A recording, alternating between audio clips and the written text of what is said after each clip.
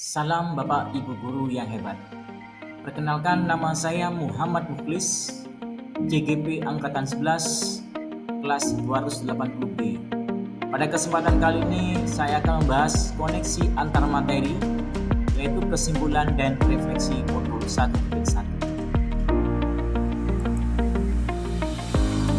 Menurut filosofi pendidikan, yaitu Ki Hajar Dewantoro, pendidikan adalah menuntun segala kodrat yang ada pada murid agar mereka dapat mencapai keselamatan dan kebahagiaan yang setinggi-tingginya, baik itu sebagai manusia maupun sebagai anggota masyarakat. Pembelajaran tradisional adalah pembelajaran yang berfokus pada perpindahan pengetahuan dari guru ke peserta didik, sehingga guru dianggap sebagai sumber pembelajaran utama untuk peserta didik, dapat menyerap informasi-informasi, sedangkan peserta didik hanya sebagai objek pembelajaran. Apa yang Anda percaya tentang murid dan pembelajaran di kelas sebelum Anda mempelajari modul 1.1?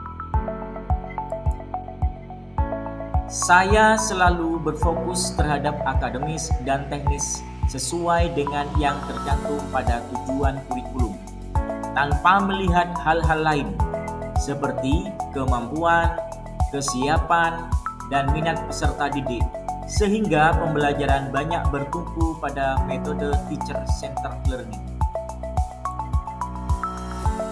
Langkah-langkah pembelajaran yang saya lakukan setiap hari, yaitu yang pertama, sebelum pembelajaran saya menyampaikan tujuan dan mempersiapkan murid. Berikutnya adalah menyampaikan materi dengan metode ceramah.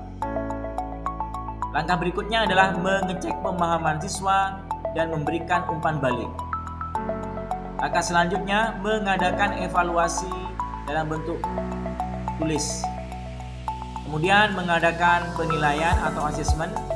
Berikutnya adalah menganalisa hasil ketercapaian pembelajaran murid. Bila murid tidak tercapai KKM, lakukan remedial test. Nah, itu hal-hal yang seringkali saya lakukan pada proses pembelajaran sebelumnya. Ketercapaian hasil belajar peserta didik. Setelah dilakukan evaluasi belajar dan asesmen seluruh murid, kemudian dilakukan analisis butir soal berdasarkan rubrik, ternyata tidak sesuai harapan. Beberapa murid yang kita anggap sudah memahami materi ajar ternyata mendapatkan nilai di bawah KKM. Sebagai refleksi pembelajaran, dari hasil penilaian ketercapaian, perlu dilakukan refleksi pembelajaran terhadap materi yang sudah dilakukan sebelumnya dengan memberikan pertanyaan kepada murid terkait kesulitan-kesulitan dari materi yang telah dilakukan. Sebagai refleksi dan evaluasi diri saya, mengapa terdapat beberapa murid yang masih mendapatkan nilai kognitif di bawah KKM? Apakah cara mengajar saya yang salah?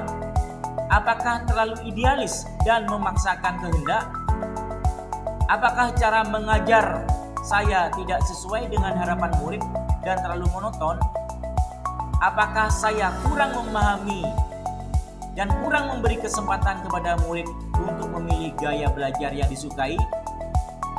Apakah saya tidak pernah memberikan kesempatan kepada seluruh murid untuk saling bertanya dan saling menjawab?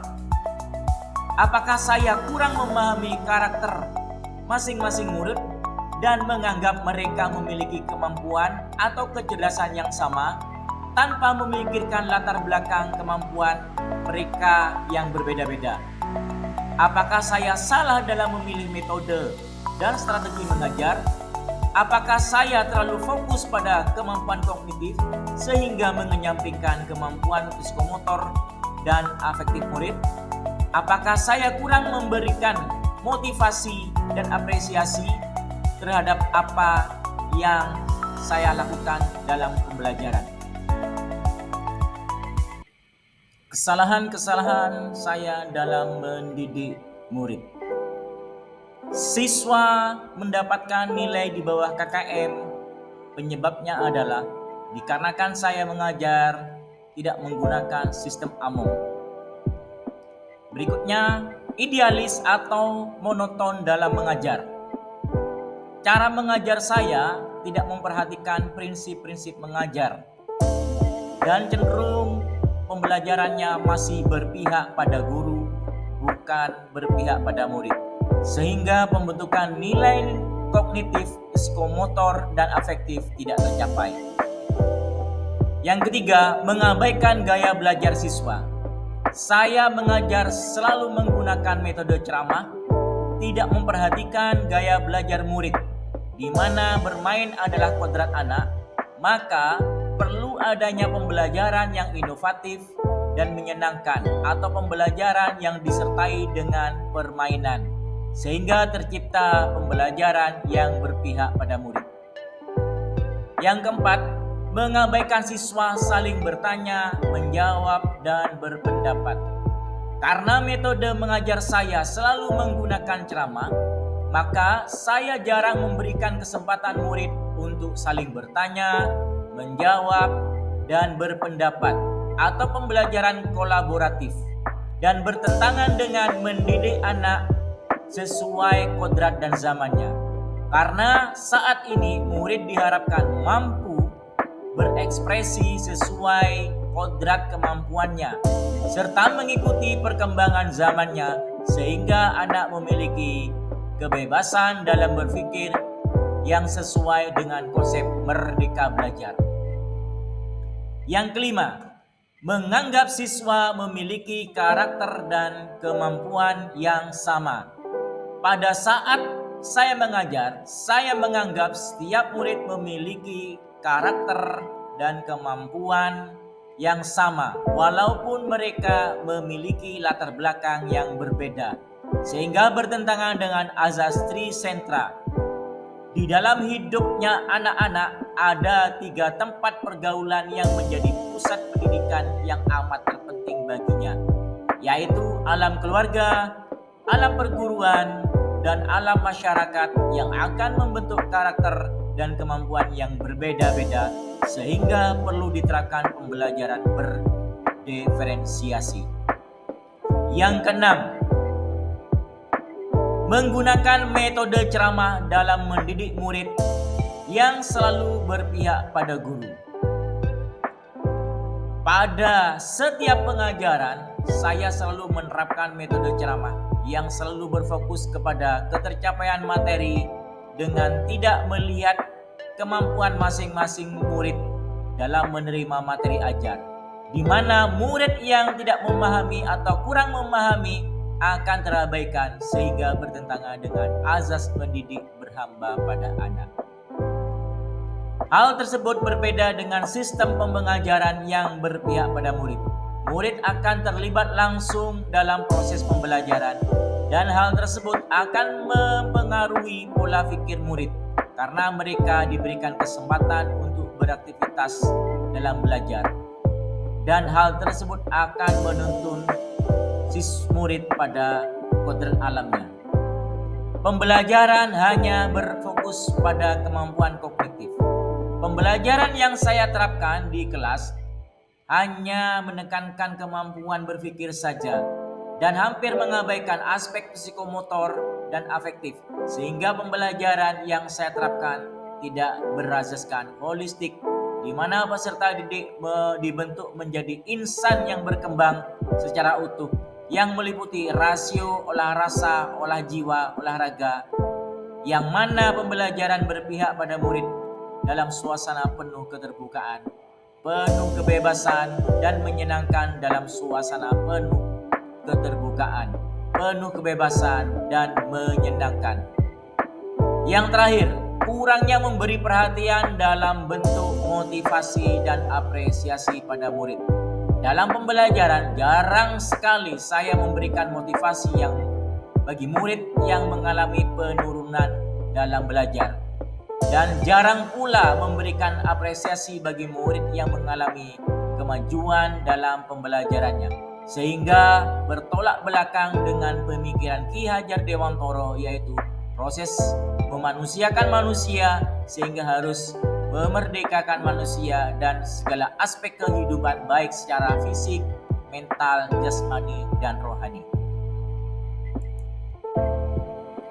Apa yang berubah dari pemikiran atau perilaku Anda setelah mempelajari modul ini?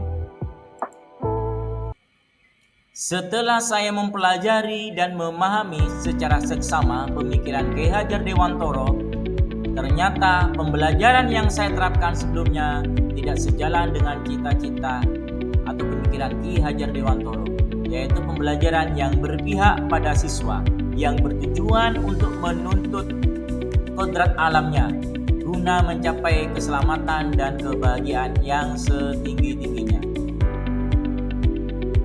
Ternyata banyak sekali slogan-slogan dari pemikiran Ki Hajar Dewantara yang dapat saya simpulkan bahwasannya di antaranya adalah 3 prinsip dasar.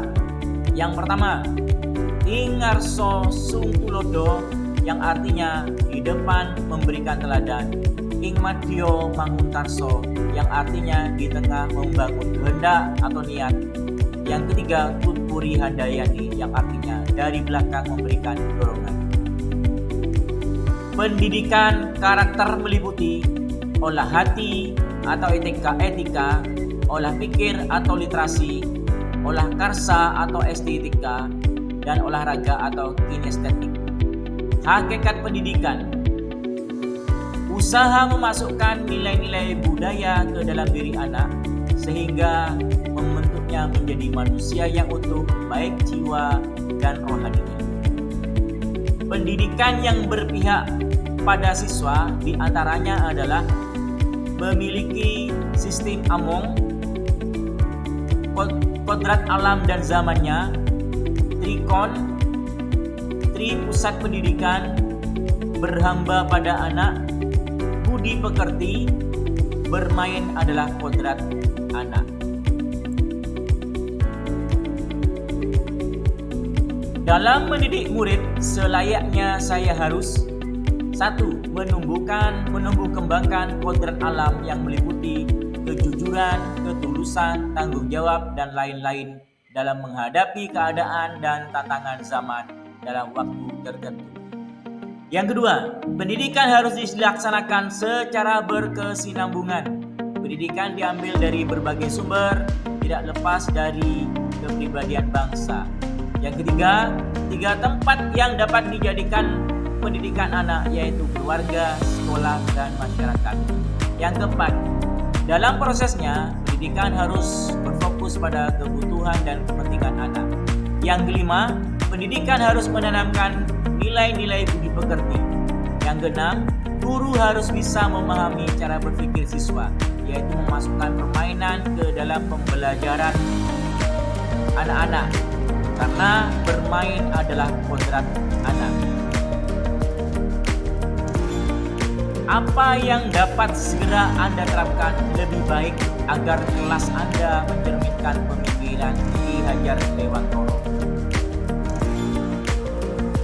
Hal yang akan saya terapkan di kelas setelah mempelajari modul ini antara lain: merancang atau membuat pembelajaran yang interaktif dan mampu memenuhi kebutuhan murid, menerapkan kegiatan belajar mengajar sesuai dengan tuntutan abad 21, yaitu meliputi keterampilan berpikir atau creative thinking, berpikir kritis dan memecahkan masalah, critical thinking and problem solving, berkomunikasi, communication, dan kolaborasi atau collaboration.